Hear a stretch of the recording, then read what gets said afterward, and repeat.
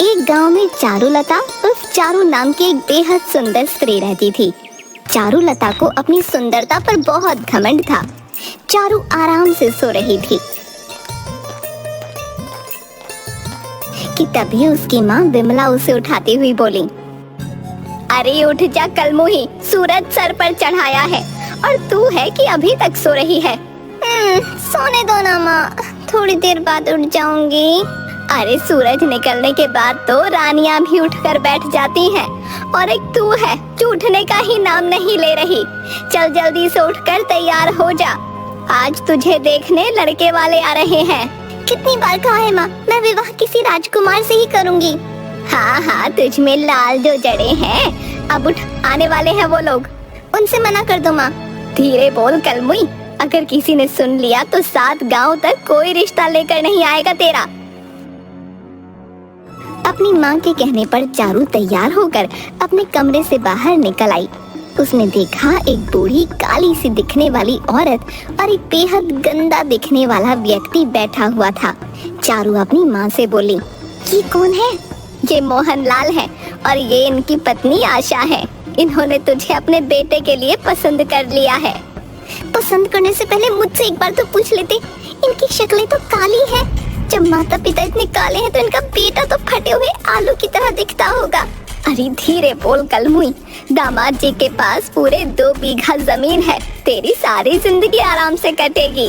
बाहर में गए सहारा, मुझे नहीं चाहिए आराम। चारू की बात सुनकर वो दोनों गुस्से में खड़े हो गए। अरे मैंने इतनी बदतमीज लड़की नहीं देखी। हमें यहाँ पर क्या बेइज्जत करने के लिए बुलाया है समधन जी? अरे काहे की समधन जी, ऐसे कैसे बन गई समधन जी तुम्हारी? अरे कैसे मिर्च निकल रही है इस लड़की की जीभ से, मेरे लड़के को फटा हुआ आलू बोल रही है ये। हमें यहाँ बेइज्जती करने के लिए बुलाया था क्या? चलिए यहाँ से। इतना कहकर मोहनलाल और आशा वहाँ से चले गए और विमला सर पकड़कर बैठ गई। तभी वहाँ पर चारू की दोस्त मोहिनी मटकी लेकर आ गई। चारू मोहिनी के साथ पानी भरने जंगल चली गई। मोहिनी जंगल में एक कुएं से पानी भरने लगी। तभी उन दोनों के कानों में किसी बुजुर्ग के कराहने की आवाज टकराई। लगता है कोई बुजुर्ग बेचारा जमीन पर गिर गया है। अरे तो गिरने दे, मुझे क्या, अब क्या ये राजकुमारी गिरे हुए बुड्ढों को उठाने के काम करेगी? ऐसे नहीं बोलते चारू, हो सकता है कोई बुजुर्ग गीली जमीन पर गिर गया हो। मेरे हाथ में रस्सी है, नहीं तो मैं खुद जाकर देख लेती। ठीक है, अगर तुम कहती हो तो देखना ही पड़ेगा। चारू ने देखा कि एक साधु एक पेड़ के नीचे बैठा हुआ उठने की कोशिश कर रहा था। चारू उसकी ओर पहुंचकर बोली, ये क्या बाबा, मुझे तो लगा था आप गिर गए होंगे, लेकिन आप तो पेड़ के नीचे आराम से बैठे हुए हैं। जुबान मत चला लड़की, मुझे हाथ पकड़ कर उठा। ना बाबा ना, आपके हाथ पकड़ने से तो मेरे हाथ गंदे हो जाएंगे और राजकुमारी अपना हाथ ऐसे वैसे को नहीं देती। राजकुमारी? अरे नादान लड़की, मेरी कमर में मोच आ गई है। अगर तुम मुझे उठाने में मदद करेगी तो तू वाकई राजकुमारी बन जाएगी।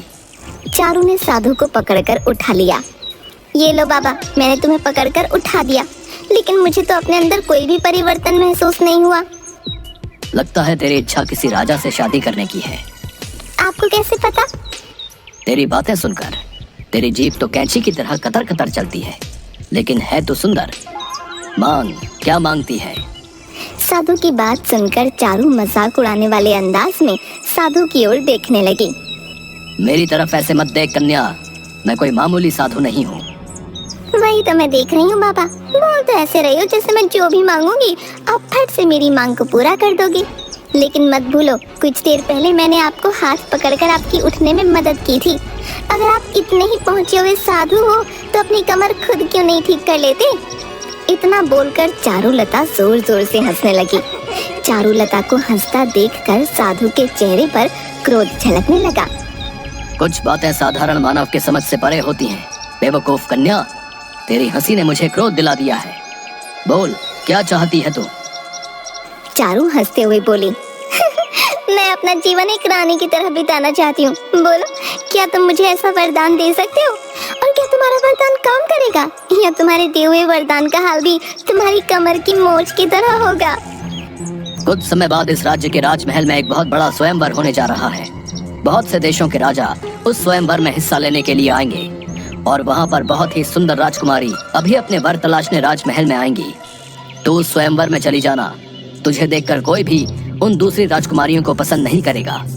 सबकी नजर तुझ पर ही जाएगी। लेकिन जाने से पहले एक बार फिर से अपने फैसले पर विचार कर लेना। क्या तू वाकई ऐसा चाहती है? कितनी बार बताऊं? हाँ, मैं वाकई राजा से विवाह करना चाहती हूँ और राजकुमारी बनकर अपने जीवन को व्यतीत करना चाहती हूँ। राजकुमारियों का जीवन देखने में बड़ा ही सुंदर लगता है बेवकूफ कन्या, लेकिन उनके जीवन में कितनी कठिनाइयां होती हैं शायद तुझे इसका अंदाजा नहीं है। जा, मैंने तुझे वरदान दिया, जैसे ही तू स्वयंवर में जाएगी हर कोई राजा तुझसे ही विवाह करना चाहेगा। इतना कहकर साधु क्रोधित होकर वहाँ से चला गया। चारू हंसती हुई मोहिनी के पास आ गई। क्या हुआ चारू, तू हंस क्यों रही है? चारू ने मोहिनी को हंसते हुए सारी घटना बता दी। ये मजाक का विषय नहीं है चारू, हो सकता है कि वो वाकई कोई बहुत पहुंचा हुआ साधु हो। उसने तुझे वरदान दिया है। पागल हो गई है क्या? उस साधु की कमर में मोच थी, वो उठकर खड़ा तक नहीं हो पा रहा था। भला जो अपनी कमर की मोच का दर्द ठीक नहीं कर सकता, उसके दिए हुए वरदान का क्या भरोसा? जरूर वो कोई पाखंडी साधु था, बेवकूफ कहीं का। एक बार कोशिश करने में क्या हर्ज है? हो सकता है वो साधु सही बोल रहा हो और तू जो सपना देखती है, क्या पता तेरा सपना सच हो जाए। मोहिनी, अब ये तो तभी पता लगेगा ना जब वाकई इस राज्य में स्वयंवर मनाया जाएगा। फिलहाल तो अभी दूर दूर तक कोई सूचना नहीं है कि अपने राज्य में ऐसा कुछ हो रहा है। चारों साधु का मजाक उड़ाते हुए मोहिनी के साथ साथ मटकी उठाए घर पर चली गई। लेकिन कुछ ही महीनों के बाद पूरे राज्य में राजकुमारियों के स्वयंवर का ऐलान हो गया। स्वयंवर के बारे में सुनकर मोहिनी खुश होती हुई चारुलता के पास आकर बोली, अरे चारू, तूने कुछ सुना? अपने राज्य में एक बहुत बड़ा स्वयंवर होने वाला है। अलग अलग देशों के 4 राजा उस स्वयंवर में भाग लेंगे और अलग अलग देशों की बहुत सी राजकुमारी भी उस स्वयंवर में हिस्सा लेंगी। जिस राजकुमारी को जो राजा चुनेगा वो उस राजा की पत्नी बन जाएगी। इसका मतलब वो साधु सही बोल रहा था। मैं भी बहुत देर से इसी बात के बारे में सोच रही हूँ, लेकिन मेरी समझ में नहीं आता कि क्या हमें राजमहल में घुसने की इजाजत मिलेगी। अरे कोशिश करने में क्या जाता है, चल वो आज का ही दिन है। कुछ ही वक्त के बाद वो स्वयंवर शुरू होने वाला है। कहीं ऐसा ना हो कि वक्त निकल जाने के बाद तेरे पास पछताने के अलावा कोई रास्ता ना हो। मोहिनी की बात सुनकर चारू की आंखों में चमक आ गई। वो मोहिनी के साथ राजमहल की ओर चली आई। वो दोनों राजमहल के गेट पर जा पहुंची कि तभी सैनिक ने उनको रोककर कहा, तुम अंदर नहीं जा सकती, यहाँ आम नागरिकों का जाना मना है। इतना कहकर जैसे ही उस सैनिक की निगाह चारू पर पड़ी, पता नहीं उसे क्या हुआ। अरे तुम तो वाकई बहुत सुंदर स्त्री हो। लगता है तुम कहीं की राजकुमारी हो जो भेष बदल कर राज्य घूमने के लिए निकली है। जाओ अंदर जाओ, इससे पहले कि तुम पर किसी की नजर पड़ जाए। और ये तुम्हारे साथ कौन है? उस सैनिक की बात पर चारू मुस्कुराती हुई बोली, ये मेरी दासी है मोहिनी। ये हमेशा मेरे साथ ही रहती है। अब जल्दी से मेरा रास्ता छोड़ो, मुझे अंदर जाने दो। सैनिक ने तुरंत उसे अंदर जाने की इजाजत दी।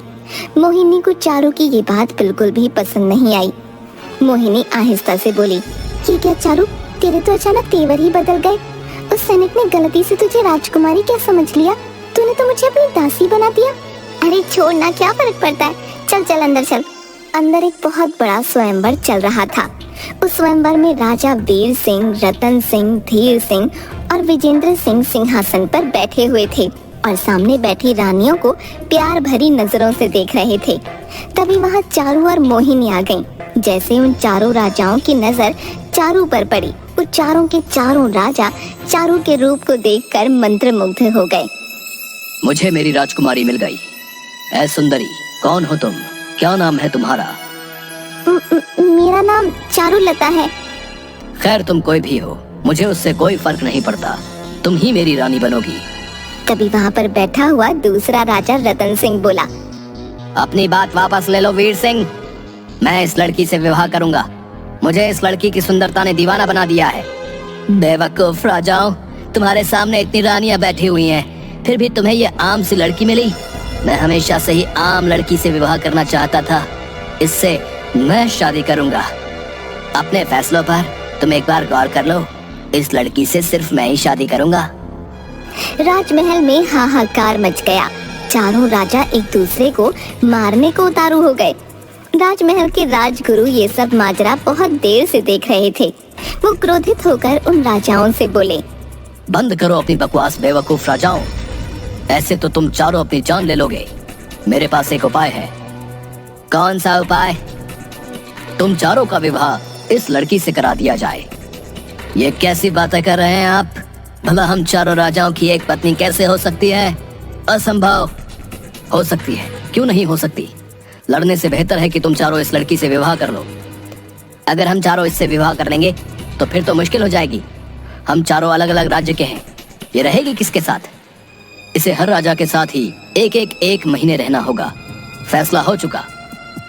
राजगुरु की ये बात चारों राजाओं को पसंद आ गई, मगर ये देखकर चारों के होश उड़ गए। उसने मोहिनी की ओर देखकर कहा, अरे मैं तो सिर्फ एक राजा की रानी बनना चाहती थी मोहिनी, लेकिन मुझे 4 राजाओं से विवाह करना पड़ेगा। मेरी तो हालत खराब हो जाएगी। तुझे बड़ा शौक था ना रानी बनने का। लगता है उस साधु ने तुझे जरूरत से ज्यादा वरदान दे दिया। चारू, तू एक राजा की पत्नी नहीं बल्कि 4 राजाओं की पत्नी बनेगी। मुझे किसी की रानी नहीं बनना। इतना कहकर चारू वहाँ से भागने ही वाली थी कि तभी राजगुरु ने चारू को पकड़ने का आदेश दे दिया। चारू के पास अब उन चारों से विवाह करने के अलावा और कोई चारा नहीं था। चारू का विवाह उन चारों राजाओं से हो गया। विवाह होने के बाद वीर सिंह खुश होते हुए बोला, सबसे पहले इस सुंदरी पर मेरी नजर गई थी, क्योंकि अब ये मेरी रानी बन गई है, इसलिए सबसे पहले ये मेरे साथ रहेगी। ऐसे तुझ में क्या लाल जड़े जो ये सबसे पहले तेरे साथ रहेगी? मत भूलो राजा वीर सिंह, अब ये मेरी भी पत्नी है, इसलिए सबसे पहले ये मेरे साथ रहेगी।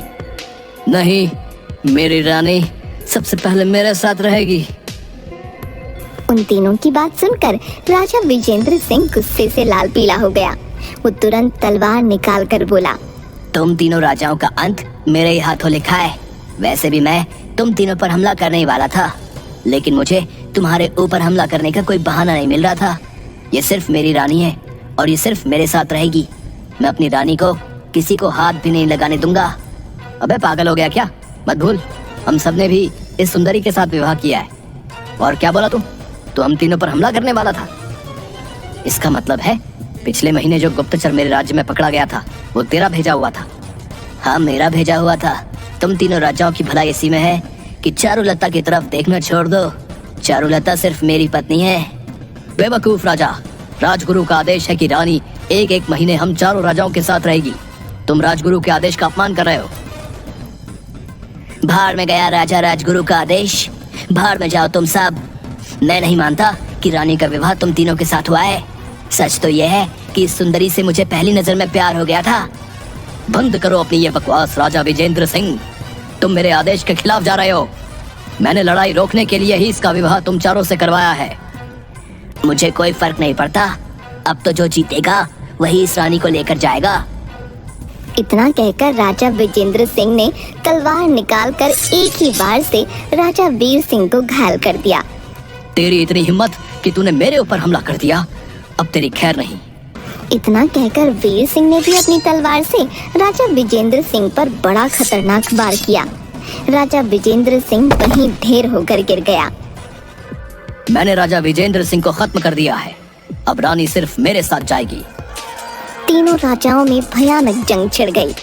चारों सर पकड़कर वहीं पर बैठ गई। ये राजा तो आपस में तेरे लिए कुत्ते की तरह लड़ रहे हैं चारों। अभी भी मौका है, राजमहल से भाग निकलते हैं।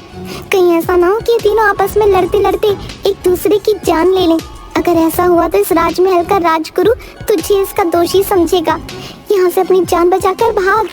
चारों नजर बचाकर मोहिनी के साथ राजमहल से भाग गई। वो सीधे घबराती हुई जंगल की ओर भागी कि तभी चारू की नजर पेड़ के नीचे बैठे हुए उसी साधु पर पड़ी।